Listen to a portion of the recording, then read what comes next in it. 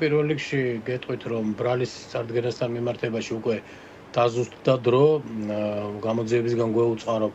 ეს მოხდება დაახლოებით 10 საათისთვის და შესაბამისად 10 საათზე ჩვენ გამოვცხადებით დროებითი მოთავსების იზოლატორში ბრალდების მხარესთან ერთად და მოხდება ეს ბრალის წარდგენასთან დაკავშირებული კანონით გათვალისწინებული პროცედურები. რაც შეეხება რითია გამოწვეული გიორგი ეს გადადება 5 საათისთვის იყო დაახლოებით ხო ეს კომუნიკაცია თქვენ შორის ვიცით მქონდა ეს კავშირი ჩვენს და ამას მივაწერდი ტექნიკურ საკითხს ბრალის წარდგენასთან დაკავშირებით ვადა არსებობს ხვალამდე აქედან გამომდინარე ალბათ გამოძიება სჭირდებოდა მეტი დრო იქ არის საკმაოდ მოცულობითი რამდენადაც ჩემთვის ცნობილია კამერებთან დაკავშირებული ვიდეო სათვალთვალო კამერებთან დაკავშირებული ინფორმაცია რაც რო გადმოეცეს დაცვის მხარეს ამას სჭირდება შესაბამის ელექტრომატარებლებზე გადატანა ასევე საქმეც რამდენადაც ჩემთვის ცნობილი არის მოცულობითი და ალბათ ამ მოსამზადებელი პროცედურებს გარკვეული დრო დაჭირდა. ყოველ შემთხვევაში ჩვენ ამ კითხვას დავუსმევთ გამოძიებას და გვექნება ამასთან დაკავშირებით პასუხი. თუმცა ეს არ არის ნამდვილად მნიშვნელოვანი ნაწილი ამ ასე ვთქვათ ურთიერთობის. გიორგი დავითსაც მაგ დროისთვის წარედგინება დისტანციურად ბრალი, იმიტომ რომ ჩვენ მივაწოდოთ მაყურებელს ინფორმაცია, რომ ჯოხაძეს ჩვენი ინფორმაციით იგივე დრო 10 საათისთვის უნდა წარედგინოს ბრალი და მასთან ერთად თქვენ კიდევ ერთ დაცვის ქვეშ მყოფს დავით მიქაძეს? მე ასე იქნება 10 საათისთვის არის ეგეც დაგეგმილი, კი ბატონო, ერთდროულად მოხდება ეგ ამბავი და რაც შეეხება ბატონი გიორგი მიქაძის პოზიციას ამასთან დაკავშირებით, ძალიან დიდ ინტერესს იწვევს მასში და აქედან გამომდინარე ჩემშიც ის გარემოება, რომ იმ ფაქტების მიუხედავად, რომ არანაირი კავშირი ამ ადამიანს არ გააჩნია არც იმ მკვლელობის საკითხთან, იმ მწუდი და საზარელი მკვლელობის საკითხთან, არანაირი კავშირი არ გააჩნია მოცემულ საქმეში დასახელებულ რამოდენიმე პირთან საერთოდ პირველად გაიგო მათი გვარები, ასე რომ ძალიან დიდ ინტერესს იწვევს, აი რას შეიძლება დაეფუძნოს გამოძიება ბრალის წარდგენისთვის, ჩვენ ყველამ თქვით რომ ეს ცუდი და საზარელი მკვლელობა იყო, მიქაძეც ასე ფიქრობს, თქვენი დაცვის ქვეშ მყოფი, თქვენ ელაპარაკეთ მას, ის როგორ აღწერს მომხდარს? მე არ წარმომიდგენია, რომ ნებისმიერ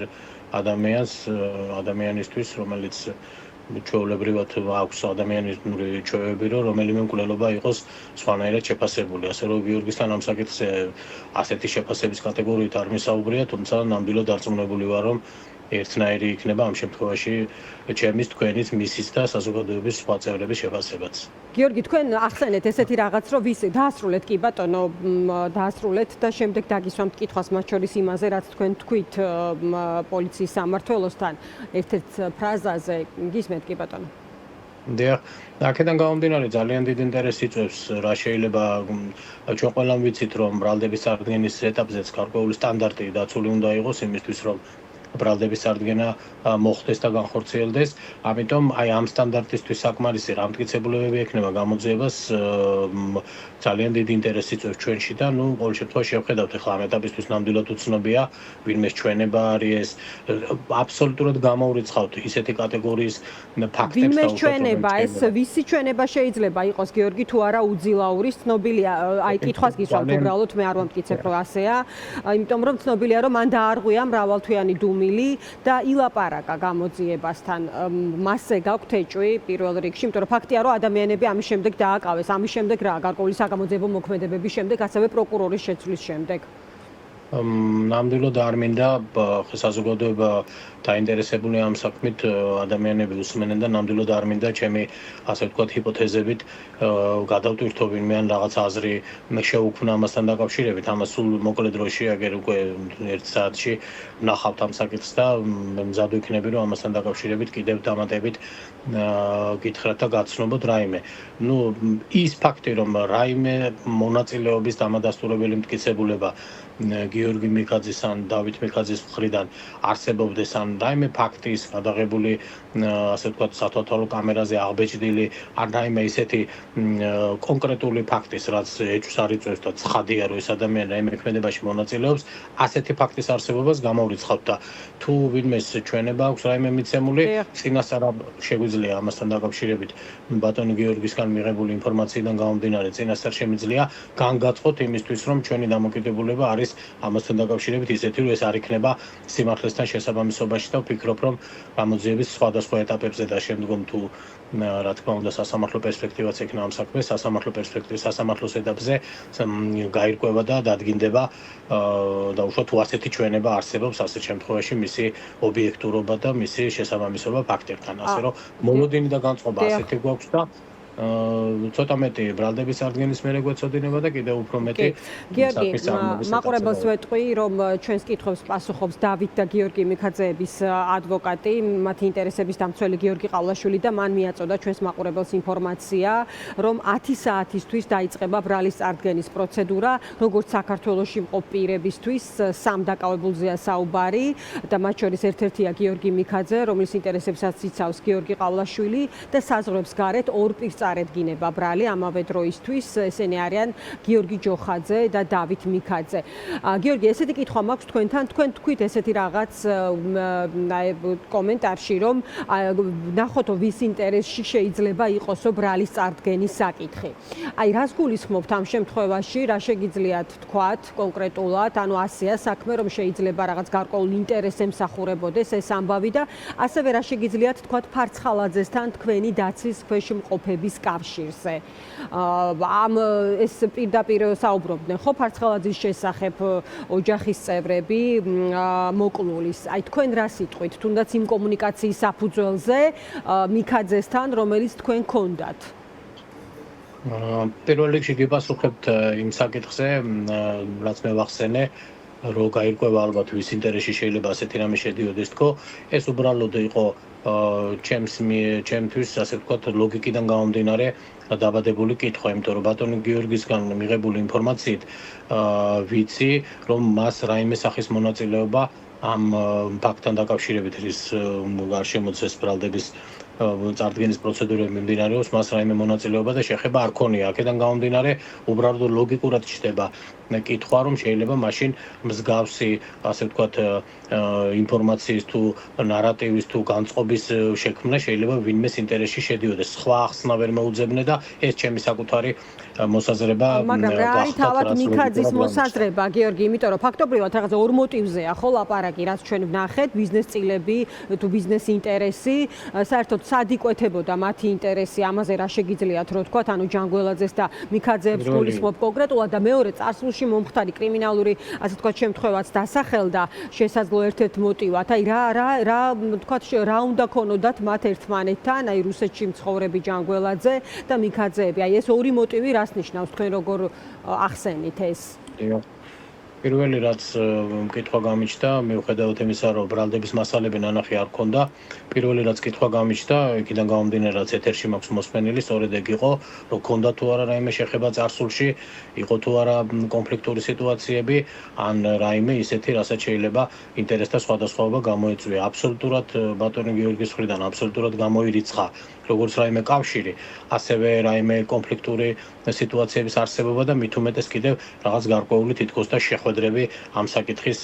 ამ კვლელობის საკითხის ორგანიზების მიზნით, ასე რომ ჩემთვის ამ მიმართულებით ყველა კითხვაზე ამომწურავი პასუხი მივიღე და ნამდვილად ასე ვთქვათ,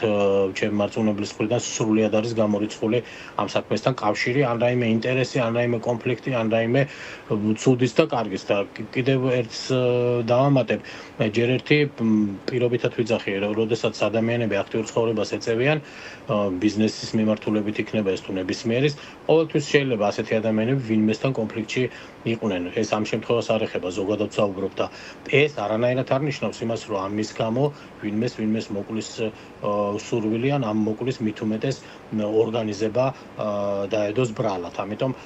ეს კიდევ ცალკე დამატებითი გარემოება, რომელიც აქვე უნდა აღინიშნოს. რომც ასეთი ინტერესთა რაღაცა კონფლიქტი ყოფილიყო, ეს ძალიან შორს არის იმ რეალობისგან, რასაც ბრალდება სავარაუდოდ შეედავება მათ, რაც აი იმ გარდაცვლილი ადამიანის მკვლელობის ორგანიზების საკითხს ეხება. თუმცა კიდევ ერთხელ დაბეჯითებით ვიმეორებ, რომ ბატონი გიორგი მიქაძის ისევე როგორც მისი ძმის მხრიდან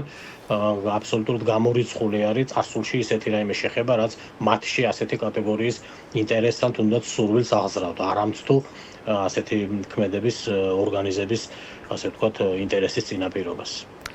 გიორგი ფარცხალაძეზე კითხეთ და ამაზე თუ შეგიძლიათ გითხრათ კიდევ უფრო მეტი არის ინტერესი ცხადია ამ მიმართულებით ხომ არ არის ეს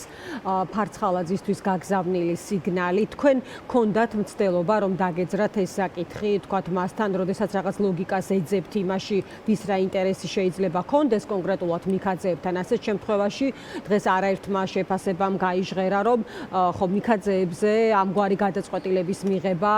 არ ხდება მარტივ რეჟიმში და ეს არის შესაძლო სიგნალი ფარცხალაძისთვის და რომ ეს ერთი გარემოცვა და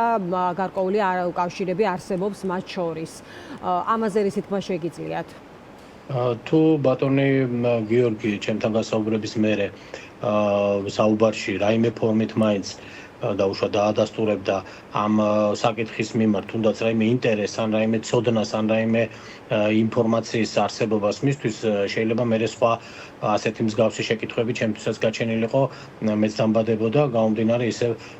იმ გაჟღერებული კითხვებიდან რაც საზოგადოებაში დღეს ისმის თუმცა ვინაიდან მას სრულიად გამორიცხა მისი მონაწილეობა ან შესაძლო აი რაიმე ინტერესიც კი ამ საკითხთან მიმართებაში სხვა შეკითხვა არ დამისვია და მით უმეტეს ხო ძალიან უაზრობა იქნებოდა ჩემი მხრიდან ბატონ ოთარ ფარცხალაძესთან მიმართებაში რაღაცა კითხვები დამესვა როცა ადამიანმა მითხრა რომ საერთოდ შეხება არ მაქვს ამ თემასთან და არც კი ვიცნობ იქ გაჟღერებულ გვარებსო და ამიტომ მსგავსი კითხვა არ გამიჟღერებია ნამდვილად. კარგი გიორგი და ბოლოს კითხავთ რა მოქმედებები არის ჩატარებული საგამოძიებო მოქმედებებს გულისხმობთ ამაზე ცხადია თქვენ იქნებით ინფორმირებული ჩატარდა სპეცოპერაცია როგორც ცნობილია რამდენიმე ადგილას თბილისში იგივე თქვენი დაცვის ქვეშ მყოფის ადგილზე სადაც ის იმყოფებოდა აი რა არის ამოღებული ჩხრეკის შედეგად აი რა მიმართულებით ქონდა და ინტერესი ძიებას. იყო თუ არა ეს საკომუნიკაციო საშუალებები, იყო თუ არა დაინახეთ თუ არა თქვენ იგივე მიქაძის მონაყოლიდან ინტერესი რომ მათ დაედგინათ გარკვეული პერიოდის განმავლობაში ვისთან და რა ტიპის კომუნიკაცია ჰქონდა გიორგი მიქაძეს. მე იმ ეტაპზე, როდესაც ეს საგამოძიებო მოქმედებები განხორციელდა არ გახლდით ამ საქმეში ჩართული და მონაწილე, მას ჩემი კოლეგა ესწრებოდა, თუმცა რამდენადაც ვიცი, რაიმე კანონსაწინააღმდეგო ამ საგამოძიებო მოქმედებების შედეგად არც საიდან არ ამოღებულა და აქედან გამომდინარე ესეც ნაკლებად მოექცა ჩვენ საუბარში ინტერესის სფეროში. თუმცა მაი გამოძიების მასალებს, როდესაც ვნახავ ამ საგამოძიებო მოქმედებებთან დაკავშირებითაც დიდი სიამოვნებით გავცემ თქვენ შეკითხვებს პასუხს.